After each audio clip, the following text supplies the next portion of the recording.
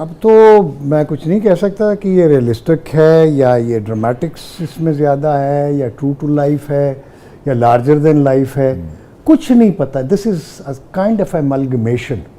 और इसमें ये है कि यकसानियत है इस ड्रामे में, इस ड्रामे में यकसानियत है, एक मोनोटनी है, बहुत ज़्यादा मोनोटनी है, और एक जैसे सब्जेक्ट्स हैं, एक जैसे आर्टिस्ट हैं, एक जैसे घर हैं, लोकेशन भी नहीं चेंज करते। जिन घरों में 100 ड्रामा हो रहा होता है, क्योंकि लोग किराए पे देते हैं, सेट लगाते नहीं हैं, कुछ चेंज करने पैसा मतलब है बचाते हैं, क्योंकि सुना है कि जो ये स्टार्स हैं ये ज़्यादा पैसा लेते हैं, तो वो बेचारे प्रोड्यूसर के पास इतना पैसा होता नहीं कि वो उसमें कोई बेहतर चीज़ कर सके। फिर लिखने वाले जो हैं, ड्रामा लिखने वाले, वो भी बड़े सतही हैं, यानी उनका जो इंटेलेक्चुअल लेवल है, मैं सबकी बात नहीं कर रहा, मेजॉरिटी की बात कर रहा हूँ, एक्सेप्शंस आर एवरीवेयर, तो उसमें उनका जो इंटेलेक्ट है या उनकी जो अप्रोच है वो बड़ी सतही है, आम है। तो इसलिए इस ड्रामे से कुछ सीखा नहीं जा सकता सिवाय फैशन के।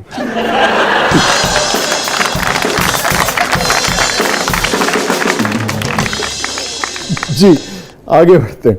सुना है कि आपके दौर में एक एक्टर दूसरे एक्टर का सीन ख़राब कर देते थे, और ये भी सुना है कि एक एक्टर कोशिश करता था कि दूसरे एक्टर को खा जाए। क्या ऐसा दुरुस्त है? दुरुस्त है कि गलत है? पहली बात तो ये है कि उस ज़माने में भी और इस ज़माने भी, उससे पहले भी एक्टर आदम खोर नहीं थे।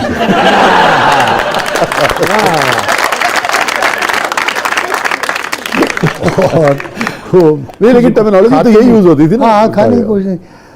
बात सिर्फ इतनी है कि शायद ये हर आर्टिस्ट, हर शायर, हर क्रिएटिव बंदा जो है या हर जो हुनरमंद है, वो कोशिश करता है कि वो दूसरे से बेहतर हो। ठीक, तो इसमें कोई बुरी बात नहीं, मगर वो सर जो एक होता था ना कि खराब करना, हाँ, खराब नहीं करते थे, जानबूझ के नहीं करते थे। अगर कोई एक एक्टर दूसरे एक्टर को खराब करने की कोशिश करता है, पूरा सीन यहाँ खराब हो जाता है। तो एक तो सीन खराब हो जाता है, फिर डिट्रैक हो जाता है, वो सब्जेक्ट के मुताबिक काम कर रहा होता है, कैरेक्टराइजेशन कर रहा होता है, बेहतर करने की कोशिश करते हैं, खराब करने की कोशिश नहीं करते। अच्छी एक्टिंग वो है, it should be realistic, believable and interesting. वाह, ये 3 एलिमेंट्स होने चाहिए एक्टिंग में। वाह वाह वाह। जी, पूरी दुनिया में जो फिल्म हीरोइन है, इनमें से आपको कौन सबसे ज़्यादा खूबसूरत लगती है और कौन बेहतरीन अदाकारा है? पूरी दुनिया में जी कह रहा हूँ। पूरी दुनिया में तो बहुत सारी हैं। मसलन जो मेरी फेवरेट एक्ट्रेस जो है वो सूफिया लॉरेन थी, क्या और खूबसूरत तरीन जो है वो जो रिचर्ड बर्टन की बीवी थी, लिज टेलर, ठीक, एलिजाबेथ टेलर। हाँ। मैं समझता हूँ उससे खूबसूरत एक्ट्रेस पैदा नहीं हुई, और सूफिया लॉरेन से बड़ी एक्ट्रेस क्या सनफ्लावर है, सनफ्लावर। वाह वाह। और पाकिस्तान की ख्याल है ਤੁਹਾਡਾ?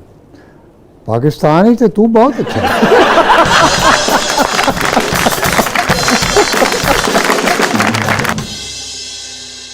So any regret in life, sir? सबसे जो बड़ा रिग्रेट है, मैं समझता हूँ कि जिनको मैं अपना समझता था या जिनके लिए मैंने कुर्बानियाँ दी, वो मेरे अपने नहीं हुए, न अपने साबित हुए। तो मैं समझता हूँ कि ये रिग्रेट समझ लें इसको, या ट्रेजेडी समझ लें, या कुछ समझ लें। और दूसरा ये कि मैं एक बड़ा आर्टिस्ट या अदाकार बनना चाहता था, जो मैं नहीं बन सका। ये तो आपकी आजिज़ी है, आपका बड़ा रिस्पेक्ट है पूरे सब कॉन्टिनेंट में। मैं अल्लाह का, इसमें वो नहीं है कि मैं वो अल्लाह से नाउमीद, नऊज़ुबिल्लाह मिन ज़ालिक, या मुझे जो कुछ अता हुआ वो मैं डिज़र्व करता था। मैं डिज़र्व कुछ भी नहीं करता था, लेकिन एक ये अजीब सी एक फीलिंग है कि और बेहतर, आपका पॉइंट ऑफ व्यू ये है कि और बेहतर हो सकता था। लोग ये समझते हैं कि बहुत पीक पे आप हैं, पीक पे, लेकिन नहीं, मैं दिलीप कुमार नहीं बन सका। नहीं फिरदौस भाई, जब आदमी इतना सॉलिड हो मतलब मैं अब ये मैं बात कर रहा हूँ एक 20-25 साल के एक करियर के बाद, एक प्ले राइट की हैसियत से मैं ये बात कर रहा हूँ, जो इस काम को थोड़ा सा समझता है। जी, और थोड़ा सा बहुत थोड़ा नहीं, बहुत ज़्यादा नहीं, मतलब बहुत थोड़ा सा कि इतना जितना एनरिच हो आदमी, इतना भरा हुआ हो, इतनी कमांड हो और इतनी बारीकी से एक्टिंग को और एक्टिंग के डिफरेंट जो शेड्स हैं, जो जॉनराज हैं, उसको समझता हो, और फिर उसके बाद कैनवस बड़ा दस्तयाब न होने की वजह से वो मौके उसे न मिले हों, तो कितनी टूट फूट होती है इतने भरे हुए आदमी के अंदर। वो एक शेर है ना कि मेरा ये दुख है मैं अपने दोस्तों जैसा नहीं, मैं बहादुर हूँ मगर हारे हुए लश्कर में हूँ। तो मैं ये समझता हूँ कि मेरी ज़िंदगी का सबसे बड़ा ड्रॉबैक जो समझता हूँ मैं, कि मेरी शादी गलत टाइम पे हुई या गलत लोगों में हुई या गलत जगह हुई, चूँकि I am still an artist, Oh, yes. I was a हाँ प्योर बॉर्न आर्टिस्ट। सही, और सरापा और 24 मैं मुस्तकिल माँ की गोद में भी एक्टर था, आर्टिस्ट था, एक्टर को छोड़े आर्टिस्ट था। सो आई नीडेड एन आर्टिस्ट, और मेरा सराउंडिंग जो है वो होना चाहिए था जो आर्टिस्टिक होता। माँ मेरी मर गई, जो मुझे सपोर्ट के वालिद साहब, पेरेंट्स जब मेरे मरे हैं उसके बाद मेरा एक इन्हितात शुरू हुआ मेरी शख्सियत में भी और मेरी साइकी में भी, और फिर वो इन्वायरमेंट ही नहीं था, तो वो उसकी वजह से ये समझने के मैं बहुत डैमेज हुआ, बीमार भी हुआ, और अब मैं ऑलमोस्ट, चूँकि अब तो थक गया हूँ, आई एम 70 नाउ, 70 साल की उम्र में अब आगे मुझे कुछ नज़र नहीं आता सिवाय मौत के।